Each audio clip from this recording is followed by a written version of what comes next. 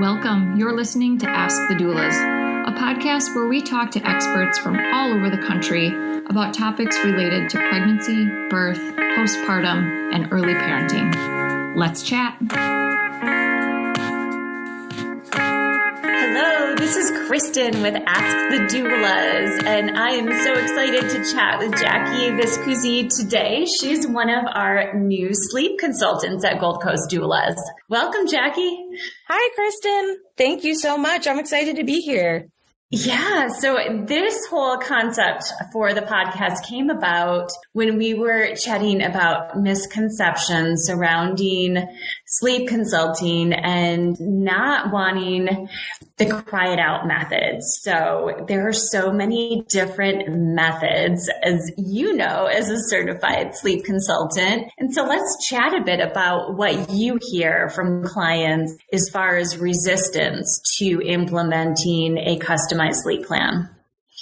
Yeah, well, I think first and foremost, I like to clarify that sleep training does not have to be aligned with cry it out. I think people just associate them as being one and the same. And sleep training, I'm not even a huge fan of the phrase because it kind of sounds like training a dog. And exactly, while it is it's behavior modification, and we do that with dogs and animals, smart ones. But I think with our babies, it's we definitely want to have more of a gentler approach with them. We don't want to frame it like they're robots. I do this, then you do this. So I think cry it out.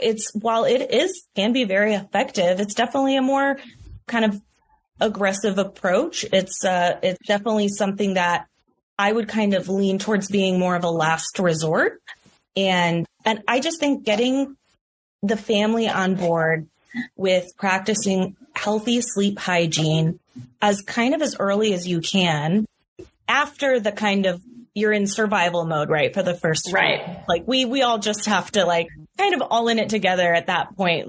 We've all been there, but around 4, 5, 6 months, you start seeing patterns and you start kind of realizing, okay, this sleep deprivation is really getting to me. I need to start taking care of myself again. And while bonding with your child is totally natural and all of that I promote in my practice, you might want to start kind of weaning them into more of a independent sleep pattern and possibly sleeping in their own room, their own crib, and just fostering those sleep habits early will take you a long way and possibly prevent you from having to do cry it out in the first place. Yes. So as a mom of 2, I'm guessing your own journey to becoming a sleep consultant started with sleep habits and wanting to really make a change in your own household, correct? Yes. I kind of struggled with postpartum depression and anxiety. And I found with my first one that she was really strong-willed and just really kind of, I guess I don't like to call it a bad sleeper because they're babies and there's no good and bad, but she definitely wanted my help and she wanted the attachment with me and was waking up multiple times a night. And so we started around 8, 9 months because we kind of got to a breaking point and we were I can't function during the day. I'm definitely getting more depressed. And my husband is a really supportive partner, but even he was cracking. And I just felt I wasn't able to be a very present mom. I was just kind of a walking zombie and I wasn't even really able to enjoy her the way that I had hoped I would be able to at that point. So for me, sleep was vital, and I didn't realize how much the sleep deprivation was exacerbating my anxiety and depression until I got help for it. Then when I got help for it, I really was kind of night and day for us. We did a modified Ferber approach, which I'm happy to go into the different methods, but that was the one that we went with. And it's kind of a gentler Ferber, but we saw such great results from that. I was forever grateful to our sleep consultant. And then by the time my second one came around, I was fascinated by sleep. And I've always kind of been fascinated by sleep. My mom has narcolepsy. So there's just always kind of been a level of importance of sleep in our family that I feel is sometimes underappreciated in our society, how much we need rest to restore. Yes.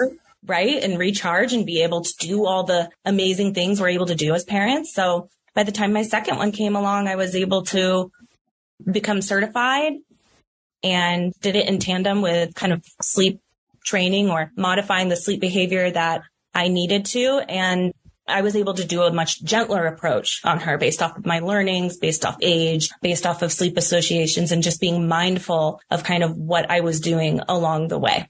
So That's kind of my story.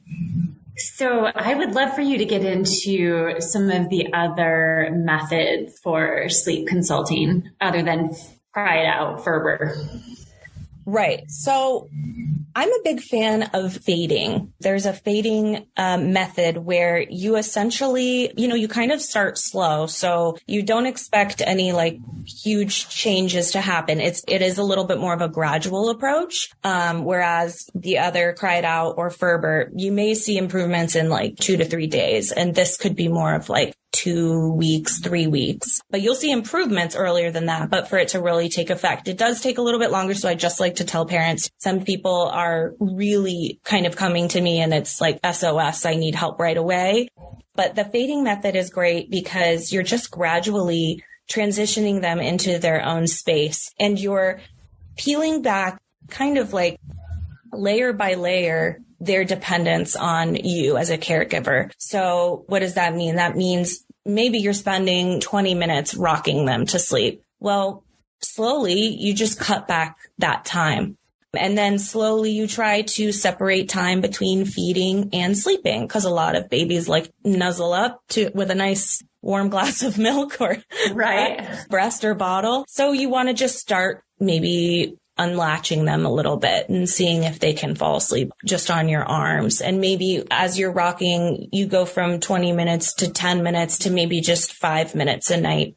And you don't rock like as intensely. So they kind of almost don't even realize that they're transitioning or you're fading your association with them, their dependence on you over time. And that worked really well with my second one to the point where I was able to just put her down and she really very, very minimal fussing. So that's one method. There's a lot to that. I like to give people a full plan, a full just sleep schedule to abide by, being mindful of wake windows and age. But that's one main approach that I like to use as a technique. And I also like the chair method a lot, which is... What is that? So that is staying close to your baby. So it's really good when you're trying to get them to sleep in their own crib, but maybe they just recently came out of your room and they just have not adapted yet to their own space. So obviously before all this, you want to start seeing if they can nap in that new space and just getting them familiar with the space and area so it's not too new to them. And then at night,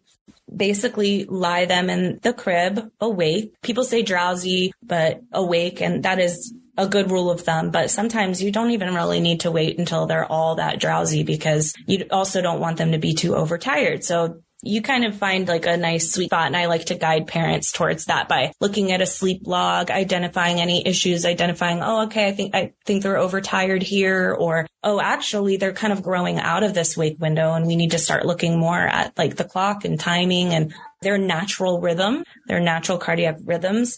And so you lie them in the crib and there's different kind of techniques or approaches. I like to continue having the hand on the baby. So through the crib, you take a chair, you sit right down next to the crib and you put your hand on them and you pat their bum if they can be on their tummies, or you pat their tummy nicely and shush. Obviously, blackout curtains, sound machine, all the kind of goods will set them up for success. And then slowly, after a couple days, you move the chair further and further away from the crib until you're back into the door.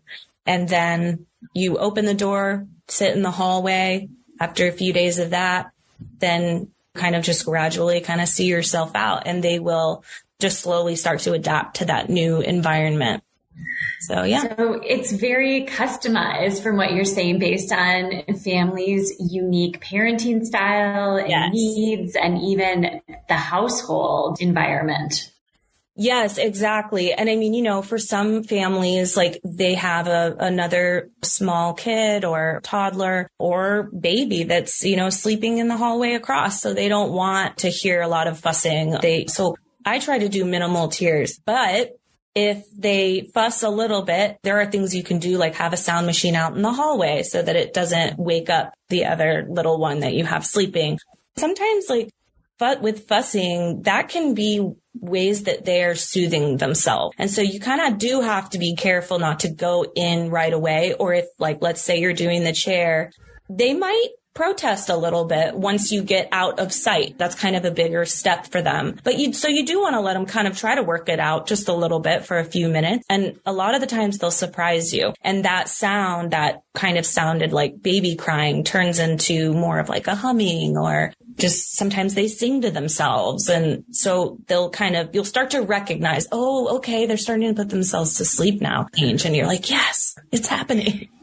And some clients we work with as postpartum doulas will respond to tiniest of cues or want us to. And so that's really good information to share, that making different noises is not necessarily a bad thing, and self-soothing can be very beneficial.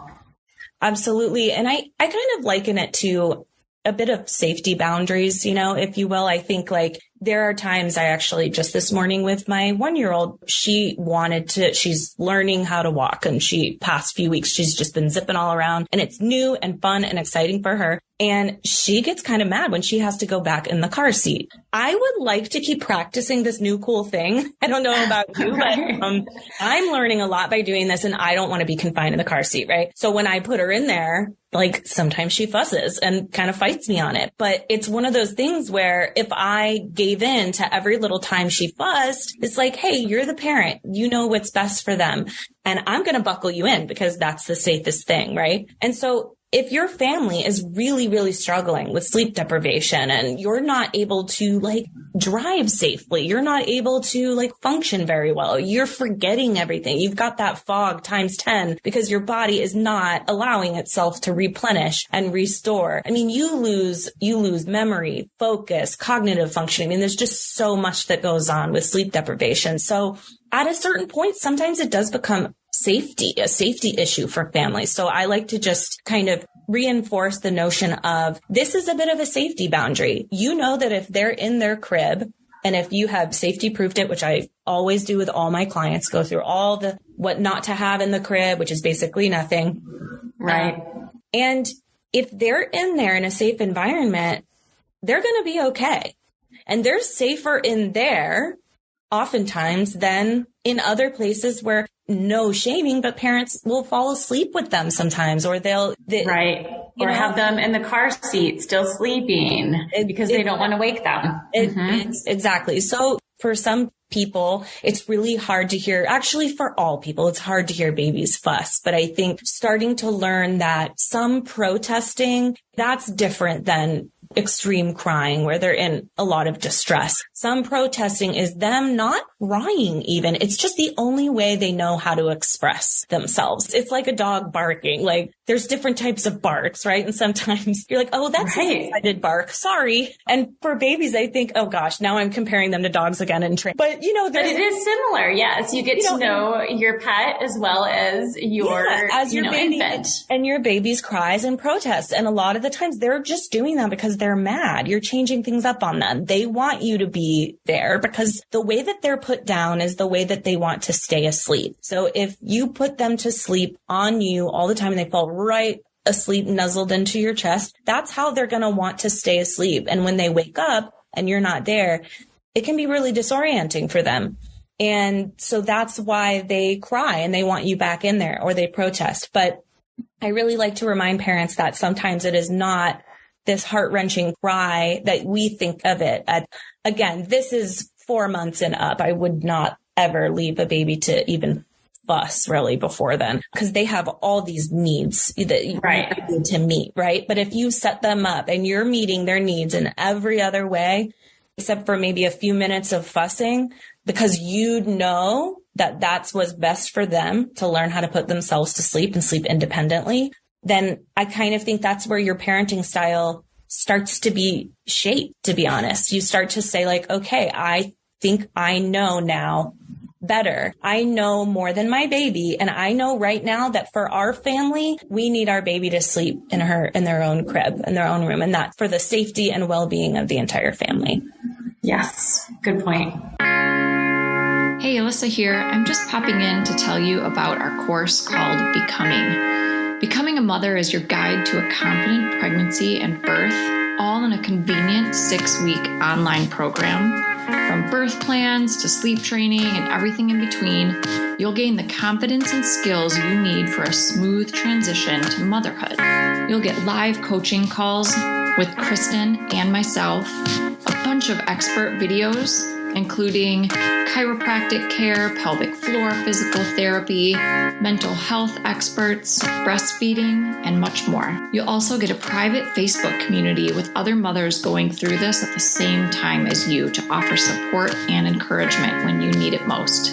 And then, of course, you'll also have direct email access to me and Kristin, in addition to the live coaching calls. If you'd like to learn more about the course, you can email us at info@goldcoastdoulas.com or check it out at thebecomingcourse.com. We'd love to see you there. So, Jackie, what's the difference between hiring a certified sleep consultant and taking a sleep course or following a method through a book or YouTube video, whatever it might be? Like, what is the benefit to investing in an expert like yourself? Oh, that's such a good question. And I can honestly answer this, like, not trying to even really sell anything. Like, I would have, first of all, paid so much more money to have the one-on-one service than I even paid. The gift of sleep is it's you can't even put a monetary value on it. It is so different to be able to talk with somebody. I think nowadays everything's automated and online, and you just take yourself through these rabbit holes. And then one book says this, and another book says never do this. And it's that same thing. And you're like, well, what am I supposed to do? And it's so stressful, and parents are going through so much as it is in that first year, especially, that just to be able, for me, I saw all those courses and stuff that you could take, and it was so overwhelming to me. I didn't want to watch another video of someone that I couldn't talk to. I had questions and I wanted answers, and I wanted them specifically tailored to my family. I wanted to be able to say, but my husband works West Coast hours, and if I put them down this early, maybe he won't even see them. How could we make this work for our family? Those things you just, can't find online or in a book. It's not as customized. And for me, it is worth every ounce of money, energy to just be able to troubleshoot with somebody, have them make up a plan for you.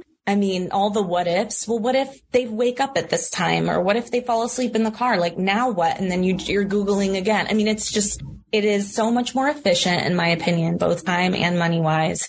And I think that you get a much more specific, holistic, customized approach to your specific needs and your family's needs. Exactly. Yeah. And every child is so different. I know my kids had completely different needs as far as sleep and feeding and temperaments. And so, yeah, it is great to have that customization and support. I know not only do you have individualized plans, but you also offer tech support and other communication and check-ins to see how the plan implementation is actually going.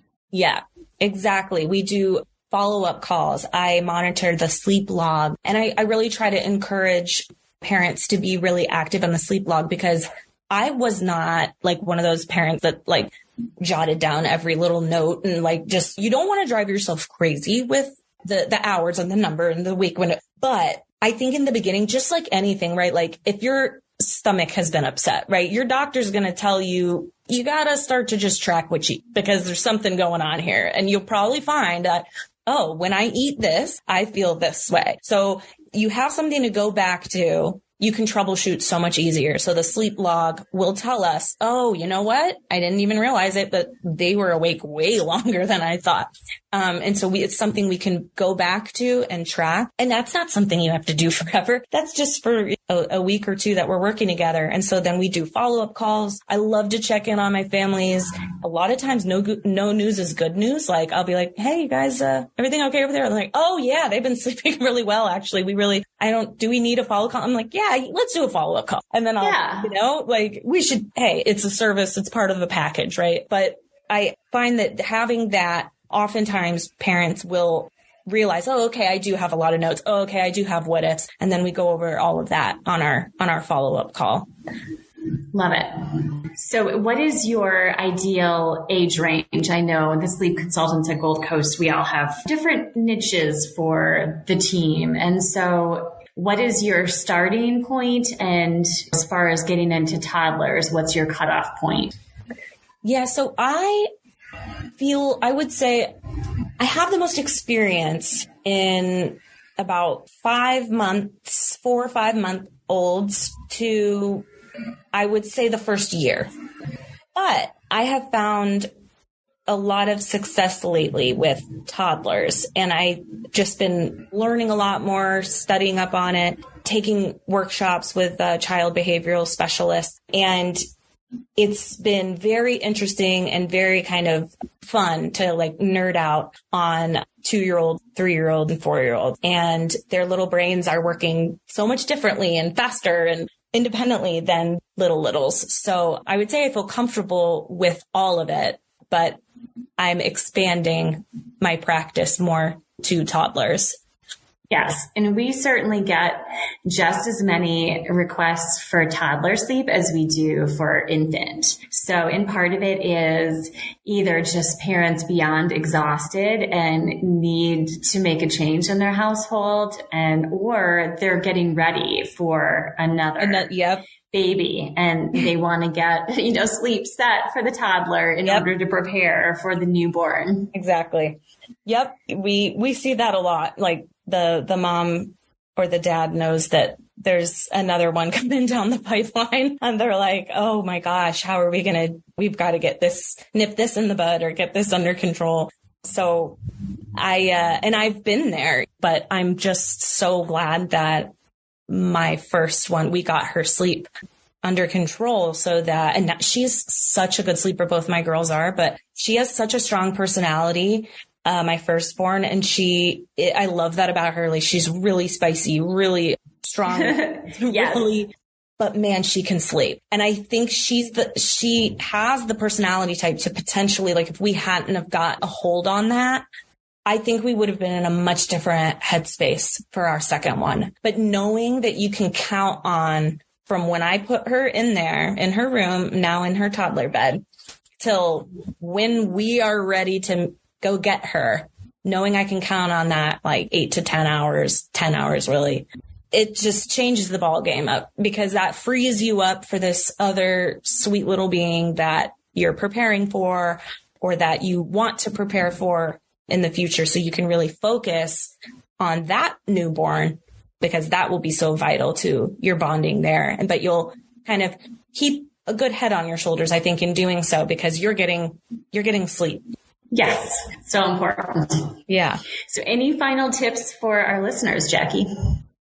I would say to trust your gut and stay consistent. So I think trusting your gut, meaning you do know your kids the best.